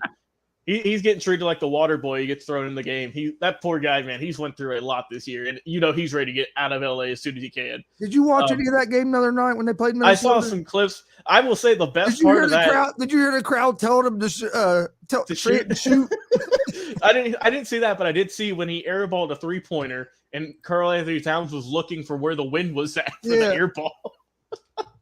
Yeah, they were clouded on Westbrook the whole game. Fans were chanting for him to shoot. Dude, I think he might go in the hiding. He might go to Sacramento. He might go to that other team out there in California, because I don't know who else would want him right now. But all right, hey, look, we're gonna move this along a little bit. Yeah. Okay. Hey, real quick, guys. Milan Bolden Morris. Am I saying her name right? Yeah. Oh, yep. Am I saying okay? I want to make sure I had her name right. Milan Bolden Morris is the first female graduate assistant coach in Power 5 history. She's the first female graduate to coach at a Big Ten school. She's got a master's in sports management from Georgetown, and she led the Hoyas in scoring, and she led the Big East in 3-pointers this season. Yeah. My statement is this. You know, I really believe, you know, if you look at Rodman's daughter, what was her? I cannot remember her first name. Trinity, I believe. Trinity Rodman. No, you're right. No, Logan. God, that's why I'm glad you're on this show. I got a little bit you of have a great memory. You got Trinity Rodman doing her thing in soccer, being the first woman to the first woman to make over $1 million in sports in the U.S. Because we already know that Brittany Griner makes $1 million in Russia, but in the U.S. she's the first woman to make $1 million in the U.S. And I'm so ready for NBA playoffs. Oh, please. Thanks for the comment, Damian. Hey, we love you. Hey, and of course, Damian Hernandez always chimes in with his great comments, man. Damian, I love you, man. You got the craziest out of the box comments. We love you, brother. We do. We love you, Damian. But no, hey, listen, great things are coming up for the women, man. Mm-hmm. Jay, love you, man. But no shit, Sherlock. Of course, they're in rebuild. Okay. Yeah. Okay, Damian. Hey, damn. Okay, didn't need to show shit, Sherlock. Okay, got you, Bubba. He went there for you. Hey, point is, you know what? Game, set, match, Damian. Game, set, match. Checkmate. Okay, that you got me. Rebuild. Yes, they are.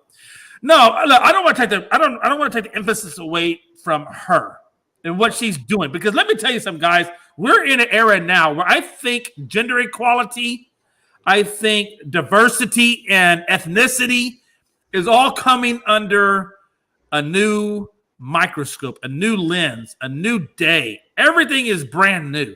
And I'm telling you, man, we've seen how many firsts have we seen? We've seen a woman kick a field goal in college football SEC. Yep. Remember that? Yep. We saw 19 or 20. God, there's so many women that have done so many things for the first. I just mentioned, we talked about Trinity Rodman getting the first $1 million contract. We got Becky Hammond going from being the first as a female assistant, I believe it was, assistant coach, now getting her first shot in the WNBA as the head coach. I mean, my point is this: women are just exploding. They are exploding on the scene. They are doing things that we have not seen done before, and gender equality is literally moving leaps and bounds, and it's about damn time. Now, if we can get the NFL to be more diversified in their head coaching, and let's be honest, folks, let's be truly honest. You know it's not diversified. We all know the NFL head coaching is not diversified. And if you call me a liar, I'm going to tell you to go look at Hackett for Denver. And tell me that Hackett is better than Brian Flores. You tell me that. And if you can tell me that, then I will. Then if you give me solid, tangible results and facts, okay, I'll give it to you. But until then, just understand the NFL is far from ever being truly diversified. Right. It just is. And great for her, and great for women, and great for all things, because she is a pioneer among women and doing great things for women. Logan, your thoughts? Yeah, like you said, it's National Women's Month. We always like to try and highlight some great accomplishments with women, at least once a week per show, right? At least we always try and get something on here. But I mean, it's great to see she's going to be working with the quarterbacks at Michigan, a very prestigious school for not even just football, but just colleges in general. Working with Coach Harbaugh, one of the most experienced coaches out there right now. She's going to learn a lot, Jay. And I mean, I feel like, if she wants to continue this path, working with quarterbacks or working with just within the coaching ranks of football, I mean, she's already doing great. She started off at a very high-profile school. It's not like, like we've seen in the years past with all the other head coaches where they start off at some Division III school doing, just starting off barely as an assistant. I mean, she's basically going to be, like a graduate assistant coach for the quarterbacks in Michigan. So that's already a great thing to put on your resume at such a young age, too. Like I said, she just got out of college. So, I mean, it wouldn't surprise me in the next 10 years or so, Jay, we could see her in the NFL somewhere, whether it's a head coach or working on the sidelines as an assistant to the quarterback still, or just maybe offensive mind. Who knows? I mean, but the possibilities are endless because she's starting here at such a young age. And obviously Michigan trusts her to do this job with the quarterbacks. And I can't wait to see how she does. I think we wish the best for her, and we're happy that we were able to cover this topic and kind of give her flowers and celebrate her this month. Real quick, you just saw Bears I think Ramirez posted. So Pringle leaves the Chiefs, go to the Bears, and signs with the Bears. How much did you get paid, Damien? Because he probably got a good bit of money. Yeah, give us a little insight on that, because I'm not watching it right now to get the insight. But I'm going to say this: whatever he's getting paid, it is what it is. But I'm going to say this right now: that's a huge win for the Bears. Yeah, so, I mean, he's a good wide receiver. He's going to be another addition for Justin Fields to throw to, especially since they just lost Robinson, for crying out loud. But man, Greg Broderick, if you're out there, I know you're a diehard Chiefs Kingdom guy. If you don't know who Chiefs Kingdom is, that's a show that's now on ASAP. It's on YouTube, and where Greg Broderick talks nothing but all things Kansas City Chiefs related. Chiefs Kingdom. You can find it on YouTube under ASAP. So that's my plug out there for Greg. But Greg, you got to be sad, man. You got to be sad seeing your boy Pringle leave, because now that means you got Hardman, and you got your boy Tyreek Hill, and then you got Travis Kelce. Those are now your three. You've lost your fourth musketeer. Now you're down to the three musketeers. Logan, your thoughts on Bolden Morris? Chris, I just gave mine. So what you got, Chris? I'm sorry, Chris. I apologize. I'll tell you what, she must be real smart and a good coach, because she never had no football experience. She was a college basketball player. Right. For her to go in, that's weird to me, right? Yeah. She was basketball. Now she's going to be the offensive quarterbacks, I guess, assistant coach or whatever it is over it. Yeah. That's a weird move. Like, does that even make sense? And from what I read, Harbaugh said he interviewed her 4 or 5 times, and he just loved her attitude and loved her vision, everything about her. And her brother is a defensive end for Michigan. So her brother. Let me ask you, Chris, what I want you to tell me is this, because you made a really good point. She is a person that is associated primarily with basketball. How is that going? And I understand she's under more sports management. That's her degree. How is she going to really, truly translate? Look, Chris, you can watch people out there coaching 20 ways from Sunday. Doesn't mean you're going to be a great coach. Do you really think for 1 minute, and listen, I'm not trying to discredit Bolden Morris at all, but I'm keeping it real, and I'm keeping it unbiased. And my unbiasedness, as much as I want to see her succeed, and I want to see her succeed for gender equality, but let's be honest, can her experience in the basketball realm and a little bit of watching her dad coach really, truly make her the right candidate for the job? That's why I'm not going to lie. I was surprised that she got such a high-profile position. But, I mean, Jim Harbaugh says, and I read her quote, that she said that being a point guard in college is a lot like, or in basketball is a lot like being the quarterback, because you got to make decisions under stress, and you're the one that keeps the team going. So I can see the comparisons. Yeah, but, I mean, hey, Jim Harbaugh is a good football coach, and she's going to be learning from a guy that played quarterback and a guy that's a pretty good coach. So, I mean, there ain't a whole lot more people you could want to learn from besides Jim Harbaugh. Yeah, good point. Chris, I call bullshit. No, for real. And I'm not calling bullshit on you.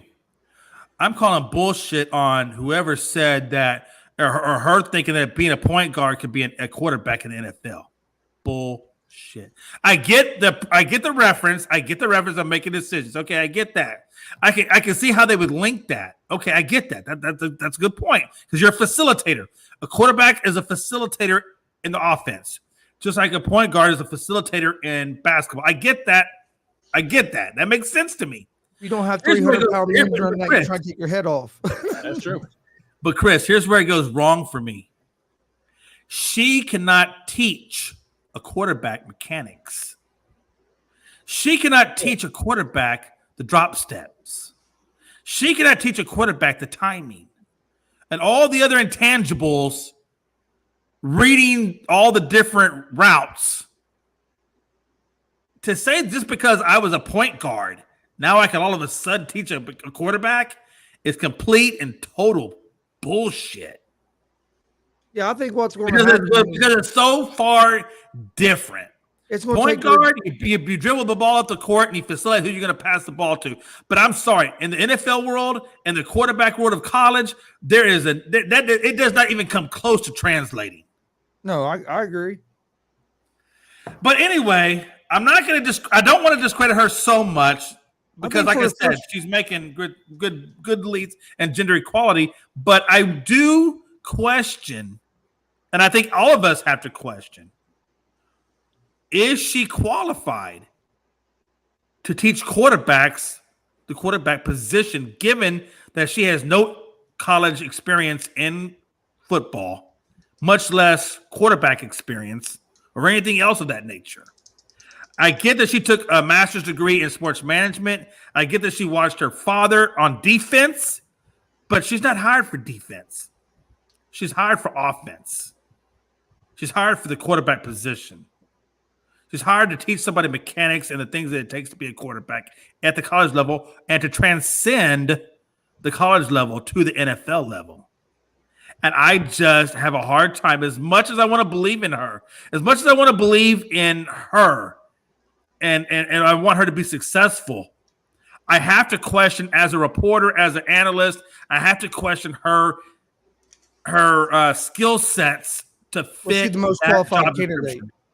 Yeah.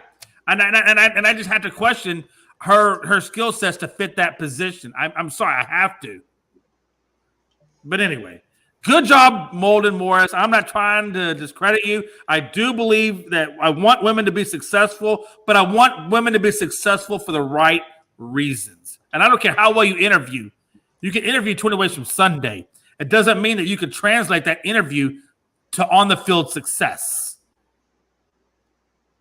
I'm going to leave that there. Let y'all stare and marinate. Let y'all stew upon that. As we go into, Deshaun Watson says, nope to the Browns. Okay, we've already kind of covered this. We're just going to gloss over this real fast. Deshaun basically told the Browns, nope, I'm not coming your way. Look someplace else. I'm looking now at the Panthers, the Falcons, and the Saints. Baker's basically left to pick up the remains and move and carry on. You guys, I think we've pretty much killed the beast on this and shot the horse and everything else in between. But Logan, I'm going to give you final thoughts on this topic before we move on to Gonzo. Yeah, final thoughts on this one. Just, I've said he's not going to Cleveland now. But yeah, I mean, there's still some options. He is going to go to the NFC South more than likely, either to the Saints or to the Falcons. The Colts are still in the mix. You never know. So it looks like he's going to go down south, maybe back to Atlanta, because he did play high school football in Atlanta. So that is a connection there. And also, got an update. Byron Pringle signed a 1-year, $6 million with a $4 million guaranteed with the Bears. So, I mean, that's not a whole lot of money, but I mean, it might be more than what the Chiefs were offering, honestly. So that's a pretty good deal for the Bears. Yeah. No, that's a very, very cap-friendly deal. He said, Jay feeling like the Grinch today.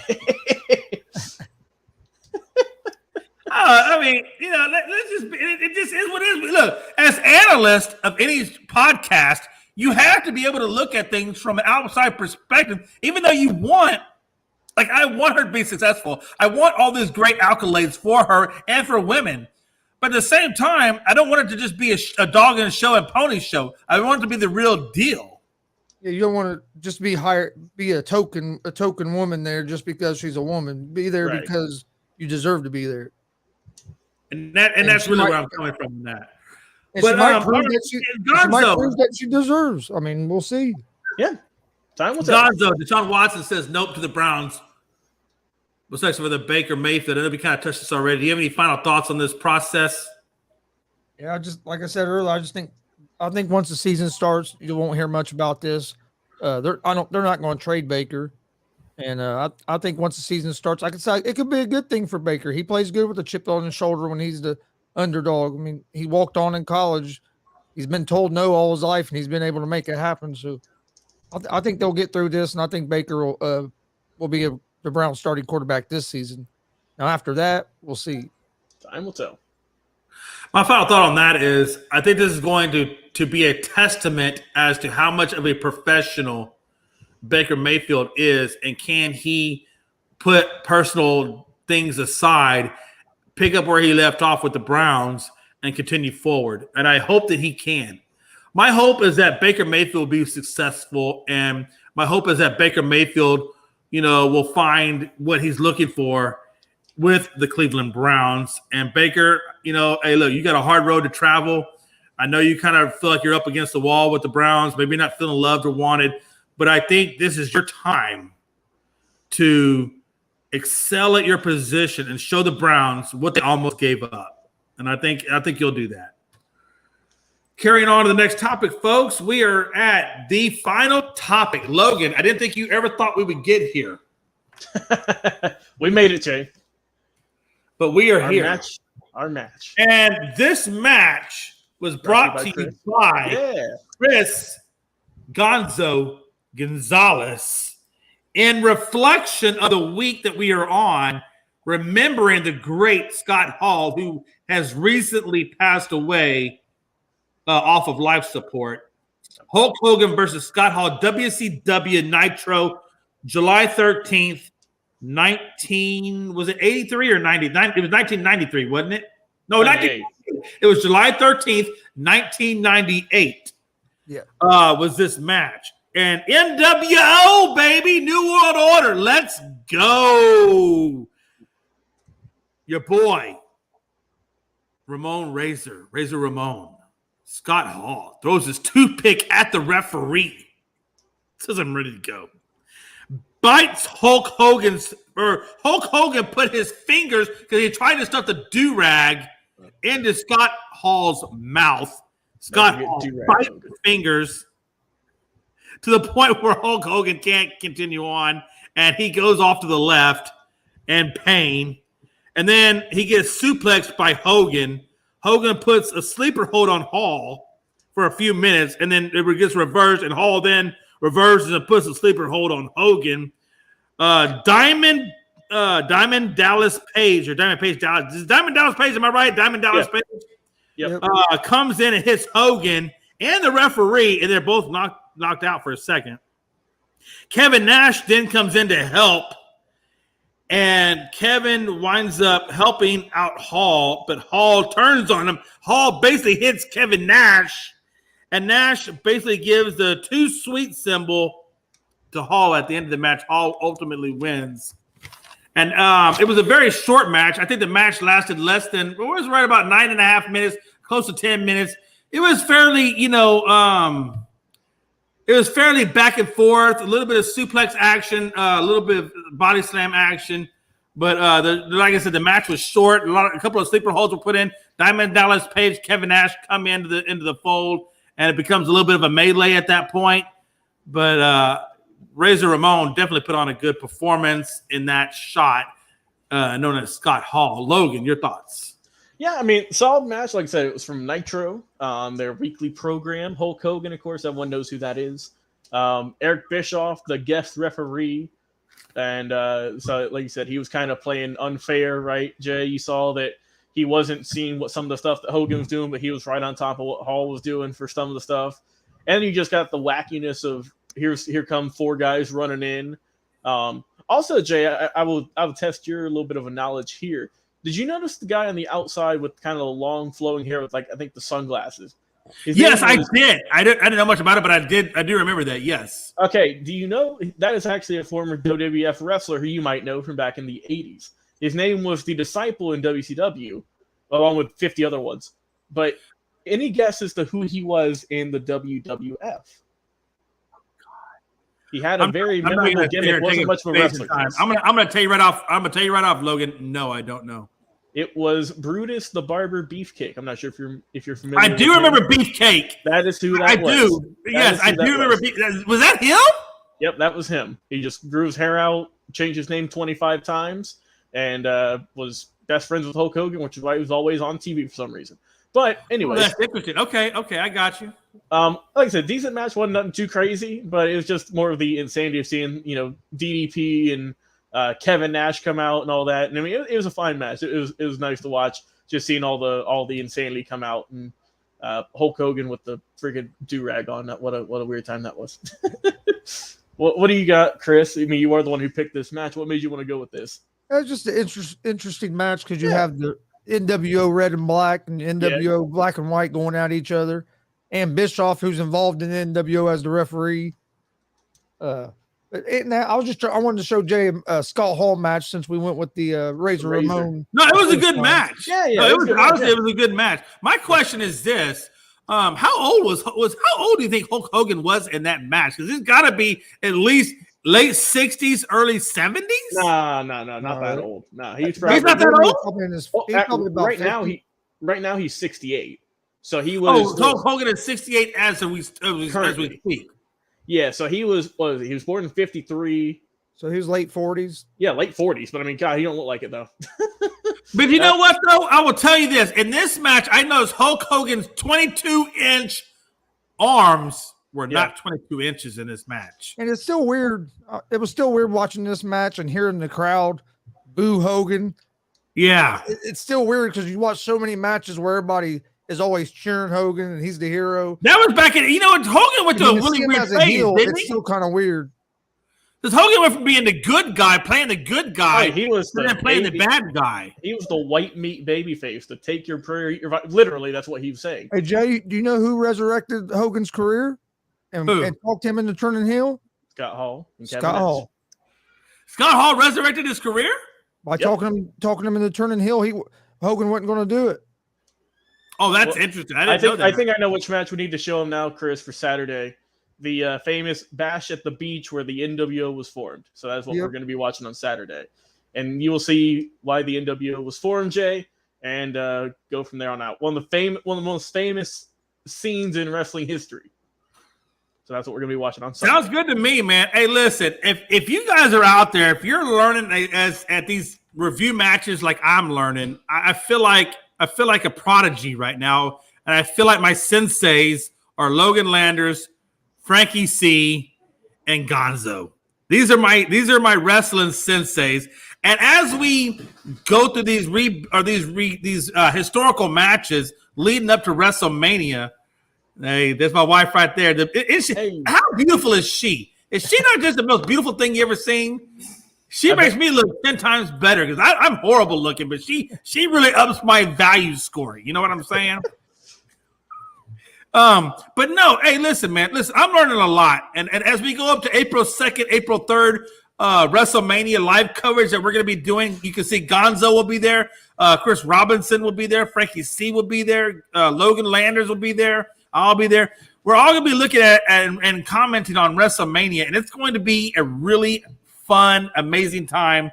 And I'm learning a lot as we build up to that level. All right, folks. Hey, listen, we have gotten to the end of our show. We are now in the final thoughts realm of life. And Logan, if you don't mind, please, sir, give me your final thoughts before we get out of here for the day. Yeah, everyone, if you're out tonight enjoying St. Patrick's Day, be safe. We got some good shows coming up on Saturday. We're going to be talking more free agency news in baseball and the NFL. We got March Madness going on. We got a lot of fun sports going on. Our classic match review also. So stay tuned for all that. It's going to be a good show. All right, Gonzo, final thoughts, brother. Today's been a great day in sports, and tomorrow's going to be another great day with the NCAA tournament still going on. This weekend, you got NBA, UFC, got a lot of different things, and college wrestling nationals are on. I'm actually watching some of it right now. We call it the March Madness instead of March Madness. And that's going on this weekend with the national championship Saturday night. So there's a big weekend in sports. There you go. Okay, here's my final thoughts. My final thoughts are 49-46, Kentucky over St. Peter's. So it's a three-point margin with a little over 11 minutes and 46 minutes in the game. So we got a lot of game left. It's only a 3-point margin. Final thoughts for you guys. I got one question for each of you. Who's going to win tonight's matchup between Kentucky and St. Peter's? Logan? I got Kentucky pulling it out. Gonzo? I have Kentucky pulling it out as well. You know what? Just to spite you people, I'm going to go against the grain. I'm going to go against the grain. You know what? Just for the hell of it, I'm going to go against the grain. Gonzo, I got $1 million. I don't really have $1 million. I got maybe $5.78 in my account. But you can have all $5.78 if I lose. And I'm going to take Loyola. That barely get you a gallon of gas anymore. Yeah. Hey, why you BSing? I can't. You know what's really weird? I'm not going to go long. I'm not going to go on a tangent. But they will only give us $75, and that's it. Once you get $75, they cut the pup. They come to pup off. So however much gas you get at $75, that's what you get. So you can't even fill your tank up, dude. No, I've got a 25-gallon tank, and I'm lucky if I get 18 gallons in that thing. But anyway, it's interesting. It's interesting. I will tell you this, guys. What a time to be alive. What a time to be alive. We're above ground.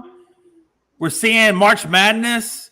We're getting ready for the NBA playoffs. We're getting ready for the beginning of baseball. I mean, is this not a great time to be alive? I mean, it's crazy, right? Oh, it's awesome, man. We got sports are back. Fans are ready to go in the stadium. It's going to be a good time, man. All right, folks, we're going to get our butts out of here. We're going to let you guys do what you got to do. Before we get out of here, I will say this. You can catch me and Gonzo tonight on Real Talk. It starts at 9 o'clock on ASAP Network. And we really appreciate the ASAP Network providing the platforms that they give us to give our show out on. We really appreciate those guys. They're amazing. All right, man. Listen, it's your boy Gonzo. It's your boy. Oh, Gonzo, did you have any of your shows you wanted to plug before we get out of here? Well, Saturday night, after you get done watching Unscripted, I'll be doing a live stream of another independent pro wrestling show if you're a wrestling fan. There you go. Come check it out on YouTube and Twitch at Gonzo Sports Room. There you go. Gonzo Sports Room, ladies. Gonzo Sports Room. This guy's got the best wrestling stuff in town. Check out Gonzo Sports Room. Logan, it's your boy, Jay McLovin. And until next time, folks, it's Unscripted. We will see you Thursday. No, wow, my bad. This is Thursday. Saturday. Listen, Logan, I'm old, but I'm not that old. I will figure this out. I might be slow, but I'm not that slow.